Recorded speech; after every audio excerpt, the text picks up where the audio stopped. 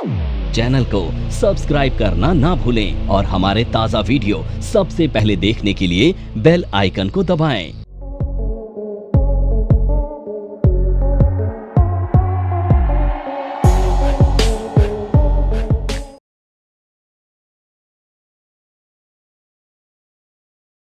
अब मैं तुम्हें एक और चीज़ बता रहा हूँ कि मार्केट के बॉटम को कैसे पकड़ा जाता है। मार्केट पी, इसे कहते हैं प्राइस अर्निंग रेशो। देखो निफ्टी कितना चल रहा है अभी 24,500। तो निफ्टी 50 की जो कंपनीज हैं उनकी जो टोटल अर्निंग है, ठीक है, हम क्या करेंगे, पहले तो मार्केट कैप को कैलकुलेट करेंगे। निफ्टी 50 की पूरी मार्केट कैप जोड़ ली, उसकी अर्निंग को डिवाइड कर दो, तो जो भी निकल के आएगा वो क्या आएगा, मार्केट पी। और ये आपको निकालना नहीं है, रेडी टू यूज वेबसाइट पे मिल जाता है, अभी मैं दिखा दूंगा।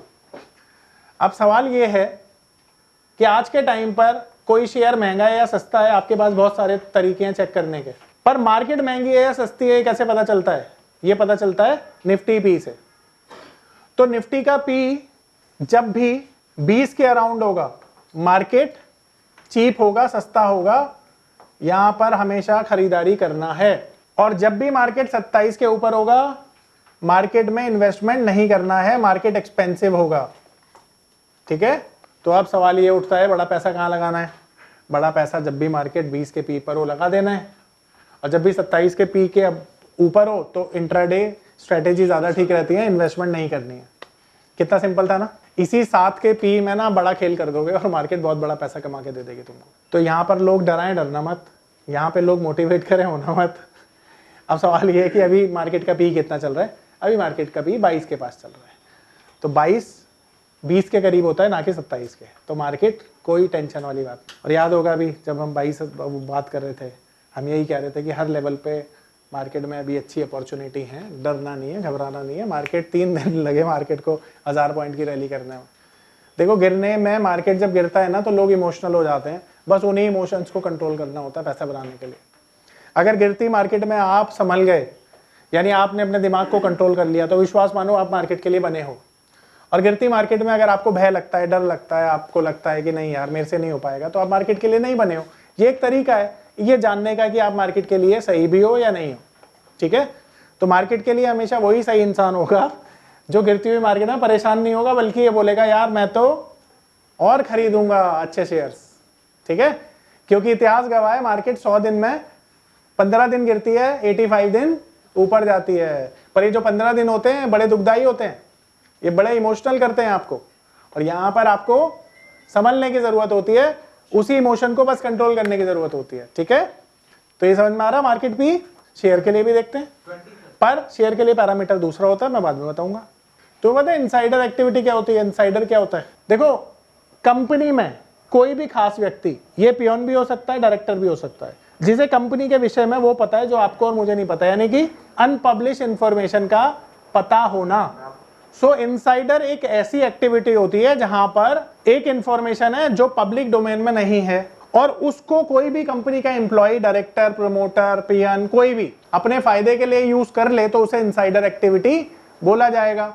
और ये प्रोहिबिटेड होती है, ये अलाउड नहीं है, इलीगल है। ठीक है, अब आप ऐसे लेवल पर ना पहुंच पाए कि आप उन लोगों से पता करो कंपनी में क्या चल रहा है, तो मैं आपको एक तरीका बताता हूं। और हम क्योंकि ऐसा नहीं करेंगे कि कंपनी से पता करें या कुछ भी करें, क्योंकि हम तो सही तरीके से काम करेंगे, तो हम लोगों को कैसे पता चलेगा कि इनसाइडर एक्टिविटी हो रही है कंपनी में? देखो नॉर्मली क्या होता है, ये पता चलता है ना वॉल्यूम से। अब मान के चलो किसी कंपनी का वॉल्यूम, नॉर्मल वॉल्यूम 50,000 है, किसी पर्टिकुलर डे पर ये हो गया 5 लाख, तो 4.5 लाख शेयर किसने खरीदे? सपना तो किसी को आया नहीं होगा, किसी ने या तो बैलेंस शीट देखी है या कुछ देखा है या उसके पास कोई न्यूज है। तो जब भी वॉल्यूम्स एक्स्ट्रा ऑर्डिनरी हो जाएं तो समझ लीजिए इनसाइडर एक्टिविटी का ये एक अंदेशा हो सकता है। और इसीलिए चार्ल्स डाउ साहब ने वॉल्यूम को इंपॉर्टेंस दी है टेक्निकल एनालिसिस में, कि जहां भी वॉल्यूम ज्यादा है वहां पे ट्रेड ऑथेंटिकेट कर सकते हो आप। तो ये भी इनसाइडर का पता हमें वॉल्यूम से चल सकता है। नॉर्मल वॉल्यूम और एक्स्ट्रा ऑर्डिनरी वॉल्यूम जब भी आए, समझ लेना बड़ा मूव स्टॉक में आने वाला है, नेगेटिव या पॉजिटिव साइड बोथ। किसी ने माल खरीद लिया तो ऊपर जाएगा, बेच दिया तो नीचे आएगा, सिंपल। इंडिया विक्स, देखो मार्केट ऐसे चलती है ना, इसे कहते हैं वॉलेटिलिटी। तो वॉलेटिलिटी को मेजर करने वाला जो इंडेक्स होता है उसको कहते हैं इंडिया विक्स। तो ये NSE की वॉलेटिलिटी को मेजर करता है। अब ये इंडिया विक्स से ना आपको टॉप और बॉटम का पता चलता है। कैसे? देखो नॉर्मली ये मेरा फॉर्मूला है, खुद का इजाद किया हुआ, और मैंने इसे कई बार अप्लाई किया है, तो देखा कि हमेशा बॉटम टॉप पकड़ने में ये बड़ा मददगार होता है। अब देखो नॉर्मली इंडिया विक्स की आज की वैल्यू अगर देखोगे तो 15 है, ठीक है। अब आपको ये देखना है कि जब भी ये 18 के अबव ना क्लोज कर दे, इंडिया विक्स जब भी 15 के ऊपर क्लोज कर देगा तो समझो कि मार्केट वहां से नीचे आएगा, यानी वो टॉप है मार्केट का। अब वो 500 पॉइंट नीचे आया, 1000 आए, 2000 आए, ये कंडीशनल है, ठीक है। दूसरा, मान लो इंडिया विक्स 22 चल रहा है, मान ले 22 चल रहा है, और 22 से इंडिया विक्स 18 हो गया, इसके बिलो को क्लोज हो गया, तो यहां पर मार्केट का बॉटम लगता है और मार्केट कहां जाता है? ऊपर जाता है। तो जब ऊपर से नीचे 18 क्लोज होगा तो बॉटम लगेगा, बाय करेंगे हम, और ऊपर जाएगा तो सेल करेंगे क्योंकि टॉप लगेगा। ये अभी मैं दिखाऊंगा सर। आ रहा है सबको समझ में? नॉर्मल रेंज है 12 से 15। अच्छा, इससे ना आपको एक और चीज पता चलती है कि मार्केट में कितना ग्रीड है, कितना फियर है। नॉर्मली पता है क्या होता है? जब इसकी वैल्यू बढ़ती है ना तो मार्केट नीचे आता है, यानी इंडिया विक्स और निफ्टी इनवर्सली प्रोपोर्शनेट होते हैं। इंडिया विक्स ऊपर गया, निफ्टी नीचे आएगी, निफ्टी नीचे गया, इंडिया विक्स नीचे गया, निफ्टी ऊपर आएगी, ठीक है।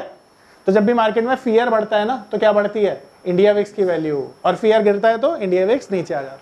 अभी 4-5-6 महीने पहले 10 भी था ये। तो देखो निफ्टी का पी कितना चल रहा है हमें पता चल जाएगा। देखो कितना चल रहा है, ठीक है ना। तो 27, अभी बहुत देर है 27 में, तो टेंशन ही कोई नहीं है।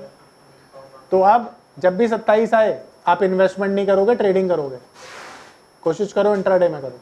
इसी तरह से इंडिया विक्स तो चार्ट पर देख लेंगे हम, तो ये जब नीचे जाएगा तो मार्केट ऊपर आएगा, और जब ये ऊपर जाएगा तो मार्केट नीचे आएगा, ठीक है। 18 के ऊपर क्लोज हुआ और नीचे क्लोज हुआ तो मार्केट में डायरेक्शन मिलता है। ये बैक टेस्ट कर लेना, मैंने बहुत बार क्लास में करा दिया, ये बहुत अच्छा काम करता है, ठीक है। अब ये जो डॉलर इंडेक्स है ना, इसका भी इनवर्स रिलेशनशिप होता है मार्केट के साथ, दुनिया की ग्लोबल मार्केट के साथ होता है, ठीक है। अब ये जो डॉलर इंडेक्स है ये है क्या, पहले ऐसे समझो।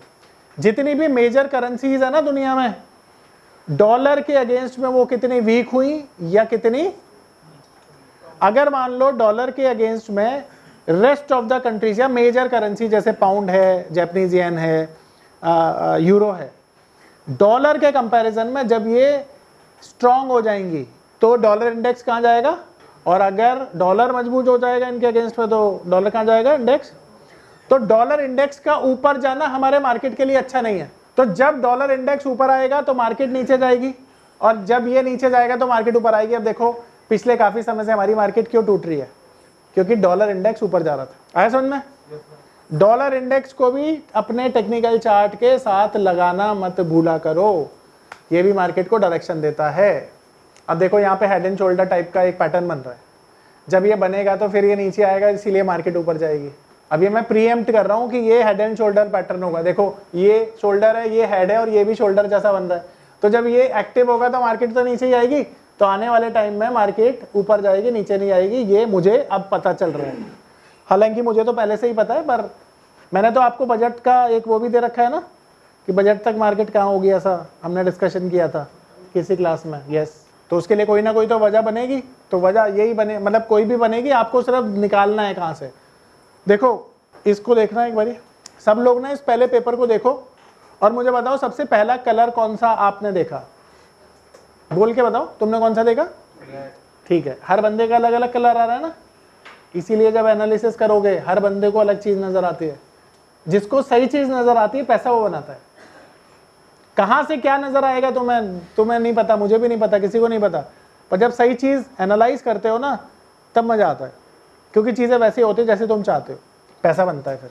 www.onlinenifm.com NIFM के ऑनलाइन एजुकेशन प्लेटफॉर्म पर बहुत से ऐसे कोर्स थे जिनसे मैं अपने स्टॉक मार्केट में इन्वेस्टमेंट और ट्रेडिंग के सपनों को पूरा कर सकता था, जैसे कि stock market trading beginners course, NIFM certified smart investor course, advance level smart investor course, technical analysis course, fundamental analysis course, options trading strategies, research analyst certificate course, diploma in financial market course और ना जाने ऐसे बहुत से course उपलब्ध हैं। फिर मैंने www.onlinenifm.com की साइट पर जाकर NIFM का NIFM certified smart investor course को ऑनलाइन परचेज किया, जिसको सीखने के बाद मैंने जाना कि शेयर मार्केट से पैसा कमाना कितना आसान है। बस आपको एक सही प्लेटफॉर्म की जरूरत है, जो है www.onlinenifm.com। NIFM के ऑनलाइन प्लेटफॉर्म की वजह से मैंने लॉकडाउन के दौरान शेयर मार्केट से अच्छी इनकम भी जनरेट की। थैंक्स NIFM, जिसकी वजह से आज मैं एक होटल मैनेजर से प्रोफेशनल ट्रेडर बन पाया। कॉल 8588868475 और विजिट www.onlinenifm.com।